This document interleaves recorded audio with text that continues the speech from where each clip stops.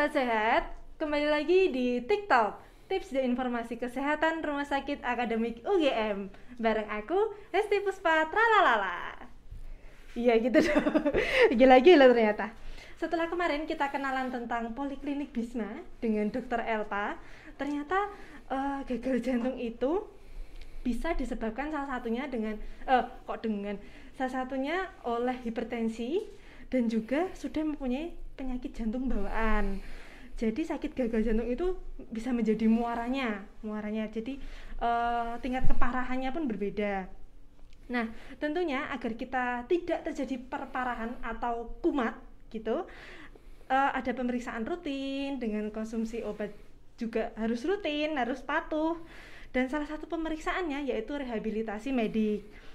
Di podcast kali ini kita akan ngobrol-ngobrol asik seputar rehabilitasi medik khususnya bagi pasien gagal jantung.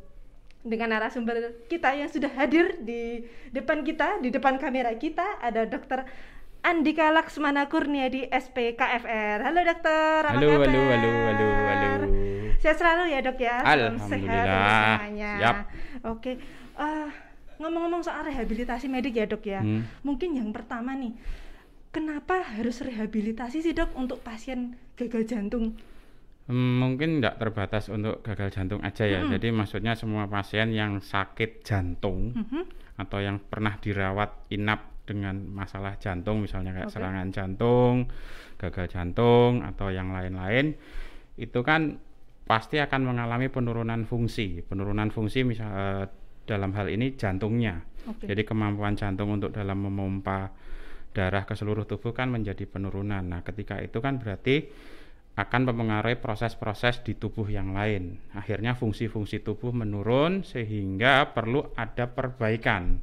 Sehingga dia bisa kembali fungsinya mendekati normalnya. Atau kalau bisa sampai normal ya alhamdulillah semuanya itu. Jadi rehabilitasi ini diperlukan untuk sebenarnya menilai dulu masalahnya sampai seberapa parah.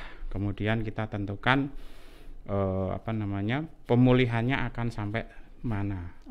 Jadi perbaikannya harapannya sih sampai normal atau mendekati normal sehingga pasien bisa kembali aktif lagi, produktif lagi sehingga kualitas hidupnya lebih baik.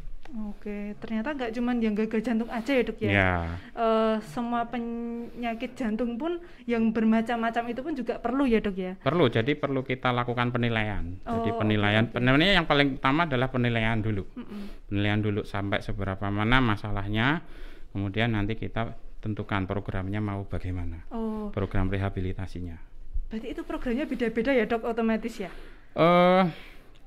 Sebenarnya jadi gini, setiap pasien itu pasti akan punya program rehabilitasinya masing-masing karena karakteristiknya beda-beda, sifatnya personal. Tapi kalau ditarik garis umumnya itu pasti ada. Jadi misalnya ya kita nilai dulu nih kondisi pasiennya seberapa parahnya makanya gitu. Kemudian kita lakukan cek fungsi kebugaran jantungnya dulu. Nah, nanti baru ketemu level kegiatannya atau level kebugarannya sampai seberapa. Nah, itu nanti dari situ kita tentukan, kita nanti berikan program ini. Tapi kalau yang umumnya ya tetap yang namanya edukasi itu tetap penting. Terkait edukasi bagaimana gaya hidup sehat, bagaimana manajemen berat badan, bagaimana manajemen untuk tidak merokok, bagaimana untuk membatasi konsumsi alkohol dan lain-lainnya. Jadi intinya gaya hidup sehat itu tetap harus yang paling utama. Termasuk obat-obatan, dan itu kita kerjasama dengan teman sejawat dari bagian jantung. Berarti rehabilitasi medik itu dilakukan secara personal ya dok, tidak bisa mungkin sedikit yang sama gitu ya dok tindakannya? Yang sama, jadi kalau yang proses rehabilitasi jantung sendiri, orang yang sedang sakit jantung atau sedang dirawat jantung itu kalau rehabilitasinya ada fase-fasenya.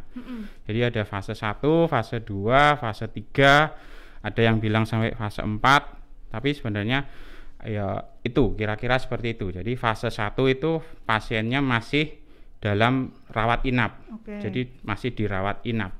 Jadi nanti dari rawat inap itu kita tentukan masalahnya seperti apa. Misalnya masih tirah baring nih, Berarti kalau tirah baring kita akan memberikan program latihan untuk mencegah jangan sampai muncul komplikasi tirah baring.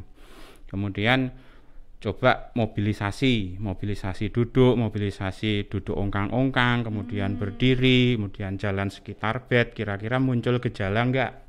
Misalnya masih sesek atau ada nyeri dada, keringat dingin. Nah, kita tentukan di situ untuk tahapannya itu jangan sampai berlebihan.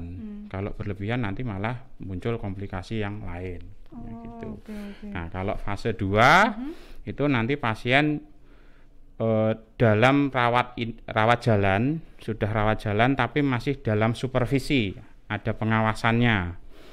Kira-kira kalau dari keluar rumah sakit ya kira-kira 3-6 bulan kira-kira untuk waktunya.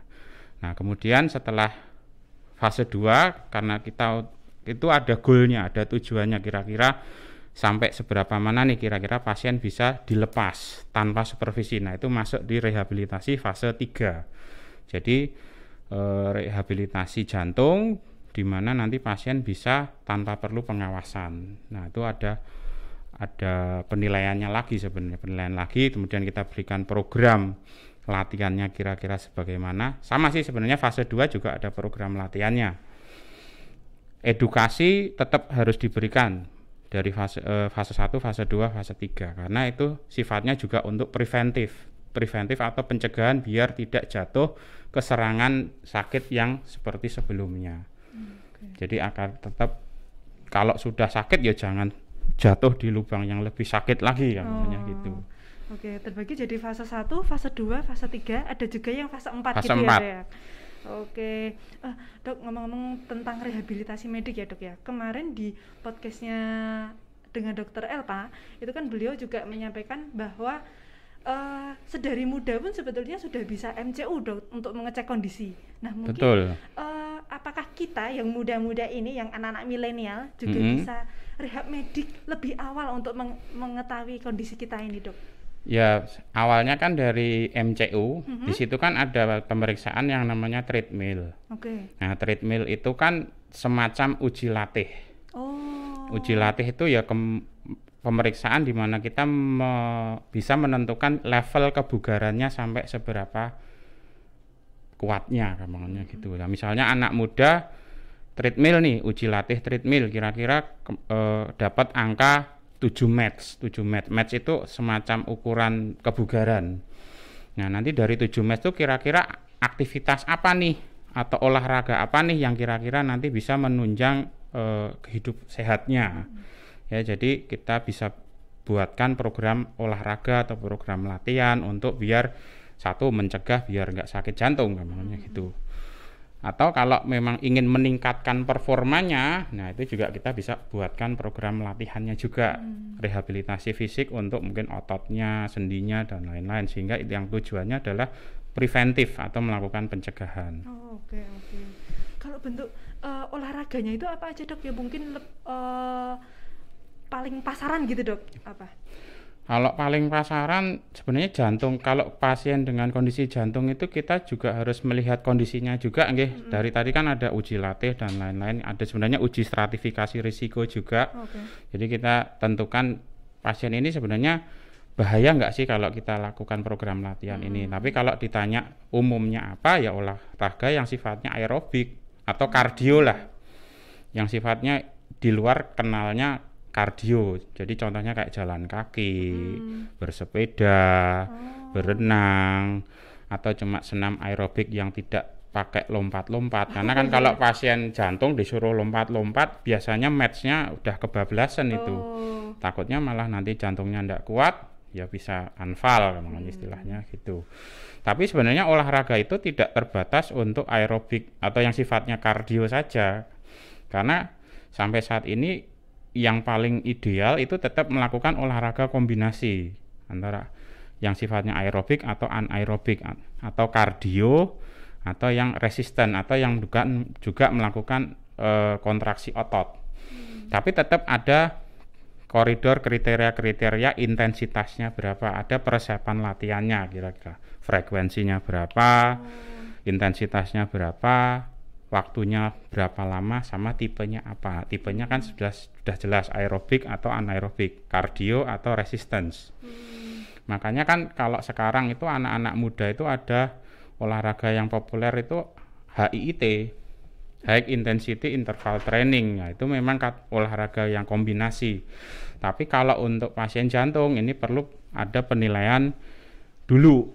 Karena kalau salah-salah tanpa ada penilaian mungkin dari dokter, itu nanti malah jadi bisa kelebihan tadi, over exercise. Nah, over exercise itu nanti bisa memicu gejala.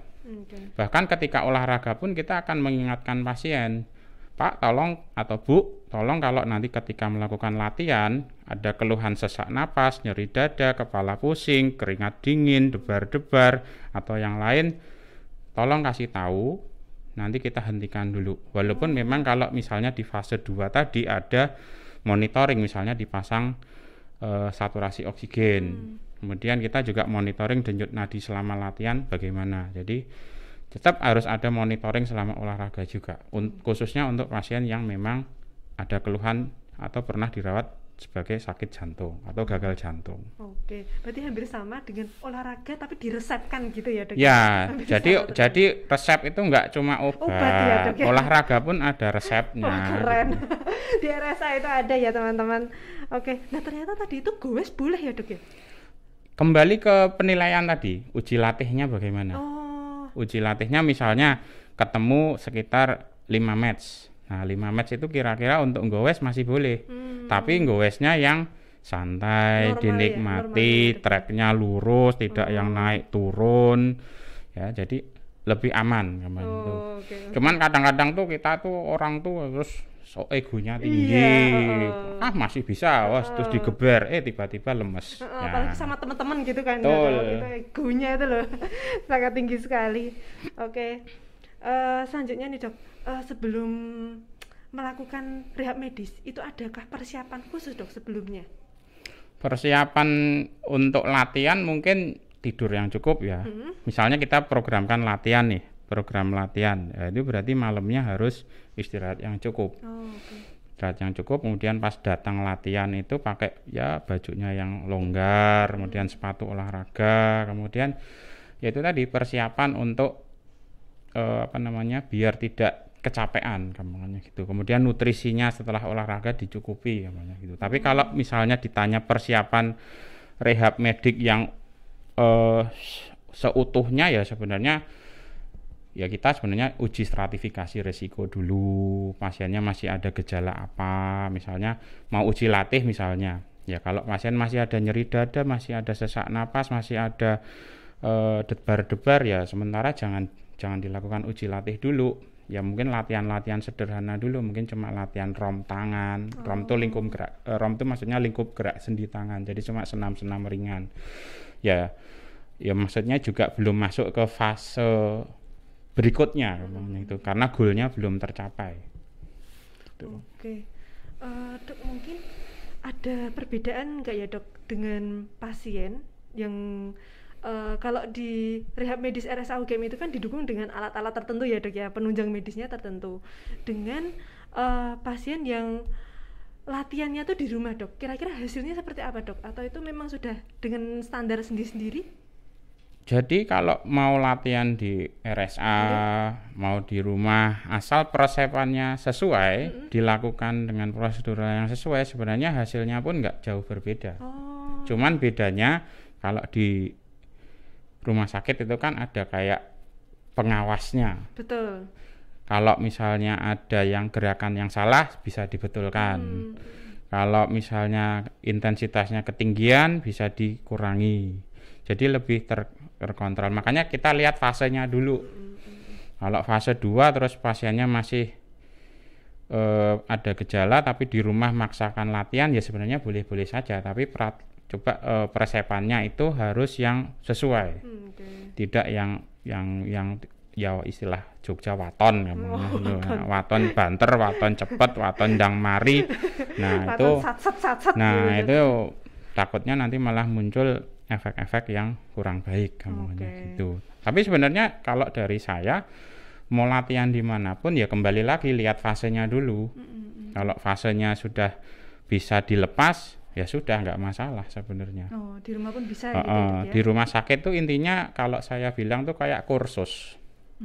Jadi ada pengajarnya, ada di pengawasannya gitu. Tapi kalau kira-kira sudah bisa secara goalnya sudah tercapai dan bisa dilepas, ya sebenarnya kenapa tidak gitu. Asal nanti persiapan latihannya bagus. Oke. Berarti persiapan latihan itu disesuaikan dengan fasenya ya, Dok ya? Ya. Nanti bisa di rumah juga monggo tentunya. Terus di rumah sakit juga tentunya dengan di bawah pengawasan tenaga yang profesional. Ya. Oke. Mohon maaf ini Bapak kameranya sudah habis ini. Tidak apa ini? Aduh. Sudah habis ini, Dok. Oke. Tipsnya aja, Dok, mungkin untuk menjaga kebugaran tubuh bagi yang anak-anak milenial, Dok, ini kan banyak yang nonton. Yang penting itu kan dari tadi saya bilang edukasi. Edukasi bagaimana kita untuk bisa hidup sehat. Jadi gaya hidup sehat itu yang nomor 1 sebenarnya, yang mau dibilang bagaimanapun preventif atau pencegahan itu pasti lebih baik daripada mengobati. Yang jelas kalau sakit jantung itu bagaimana manajemen berat badan. Jadi bagaimana pola makan sehat yang baik, kemudian olahraganya yang teratur ya, dengan tidak yang ngoyo atau cuman ikut-ikutan doang. Kemudian bagaimana istirahatnya itu juga harus cukup. Kadang-kadang istirahat ini disepelekan. Misalnya nonton maraton Netflix sampai begadang, drama Korea sampai berseason-season. Nah, kemudian manajemen stres ini juga kadang-kadang lupa karena masih muda kok. Nah, padahal anak muda zaman sekarang overthinkingnya kayaknya luar biasa. Luar biasa baper-baperan dan lain-lain. Balas WA aja udah overthinking betul. Padahal membayi itu, Dok. Terus kayak kebiasaan buruk misalnya merokok, kemudian konsumsi alkohol berlebihan, makan makanan olahan yang berlebihan, ya itu juga harusnya dihindari. Gitu. Jadi gaya hidup sehat adalah sebenarnya yang utama ya, walaupun nanti kalau amit-amit ada keluhan monggo diperiksakan ke RSA UGM. Oke, di RSA UGM ada poliklinik rehabilitasi medik di Parikesit 1. Nanti bisa langsung ketemu dengan Dr. Andika atau Dr. Guritno. Oke. Menarik sekali ya, Dok, obrolan kita kali ini. Ternyata rehabilitasi medik itu memang diperlukan untuk menunjang pemeriksaan dan kesembuhan pastinya ya, Dok. Pemulihan. Ternyata itu. Layanan informasi lebih lengkap di RSA UGM, sahabat sehat dapat akses di sosial media kami. Ada Instagram, Facebook, Twitter, dan juga website. Kalau mau follow IG-nya Dr. Andika di mana, Dok? Bisa di Dr.Ogre. Oke. Dr.Ogre. Oke. Nanti jangan lupa follow. Nanti di situ beliau ini juga influencer ya, Dok ya. Insya Allah. Insya Allah. Follow yang banyak-banyak ya. Oke.